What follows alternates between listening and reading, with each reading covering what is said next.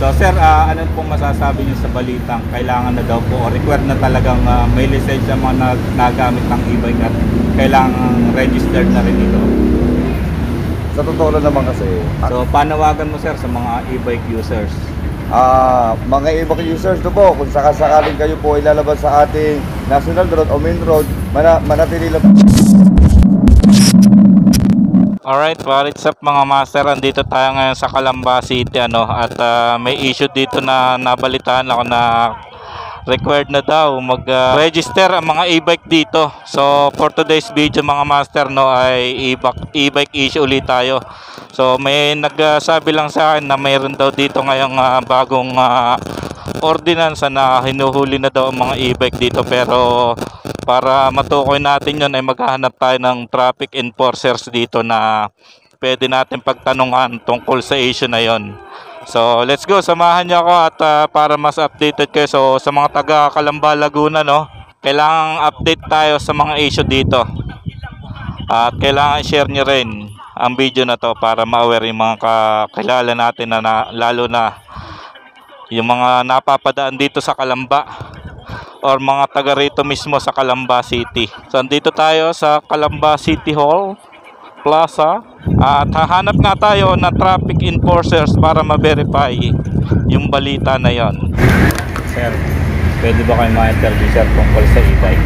So po bang bawal na dito sa Calamba ang e-bike sa highway? Wala pa naman, kaya lang ang sa bawal sa amin yung nasa dito sila. Wala pa pong advice sa inyo?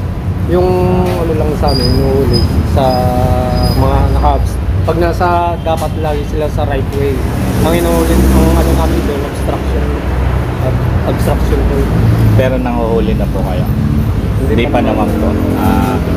Ano pong masasabi nyo doon sa balita na kailangan ng maglisensya ang mga gagamit ng e-bike at kailangan na iparehistro? Andun naman sa Republic Act 4136 yun. So aware naman po kayo na talagang kailangan naman talaga yun? Oo, yung mga hindi ginagamitan talaga pwersa ng katawan. Andito po ba sir yung OIC nyo? Wala, andun sa puso ka pumunta. Dito po sa sa field wala po kayong OIC? Yung pinaka-team leader namin. Opo. Des 20, 7-4. Yun, maraming salamat sir. Kasi di ka nga rito. So tinawag ni sir yung OIC nila at team leader nila. Sir, okay lang ba sir ma-interview kayo tungkol sa e-bike? Naman, Sa e-bike po, tungkol sa e-bike. Konting interview lang po. Ayan, si sir kasama natin ang team leader ng ano po ang tawag siya? Poso po ba? Poso Calamba. So sir, ano pong masasabi niyo sa balitang kailangan na daw po o required na talagang may lisensya mga nagamit ng e-bike at kailangan registered na rin ito? Sa totoo lang naman kasi, ang e-bike talaga, dapat yan ay naka-registro. Maliban na lang yung maliliit. Kasi minsan, e-bike mismo ang nagsisimula ng road crash or yung tinatawag natin vehicular accident. Dati, ang barako ng kalsada, tricycle. Ngayon, ang barako na ngayon ay e-bike. Meron nga, di ba, nag-viral sa C5 na, ayun e-bike na laging nasa unahan pa ng 4 wheels ngayon merong binabang resolution ang sangguniang panglusod na lahat ng e-bike at tricycle nasa gawing kanan lang pagdating sa main road.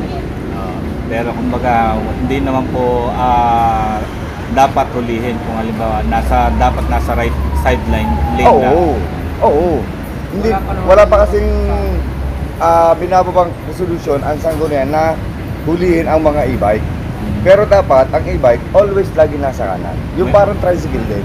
May nabalita po kasi ako doon sa katrabaho na ang Calamba City daw po ay nire-require na nanguhuli na ng mga e-bike na ay napakalat-kalat dito sa mga national road. Hindi. Wala pa pong nadadaan. Wala pa. Unless na yung e-bike ay naka-illegal park sa may nakalagay na no parking sign. Tapos pag wala pa yung driver, saka lang matitipid. Pero pagdating sa main road na ang e-bike nasa kakaliwa, wala pang binababang resolution na hulihin ang mga ganong violators na driver ng e-bike. Malinaw po, malinaw. Ano nga pangalan sir? Lorenzo Barrientos. Bali, ikaw po ang TL na po sa Kalamba. Hindi po, dito na po sa Halang.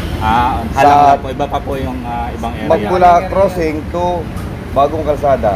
May iba-ibang Apo. TL po. So, panawagan mo sir sa mga e-bike users. Mga ibang users to po, kung sakasakaling kayo po ilalabas sa ating national road o main road, manatili lang po tayo lagi nasa kaliwa para po tayo makaiwas sa aksidente. Right. Sa ano po, sa Right lane. kanan, vice versa. Okay po. Maraming salamat sir at ingat din po kayo palagi sa inyong duty. Maraming salamat din po at sa maikling minuto na kami inyong pinunlakan sa inyong program. Maraming salamat sir. Saan ba kayo?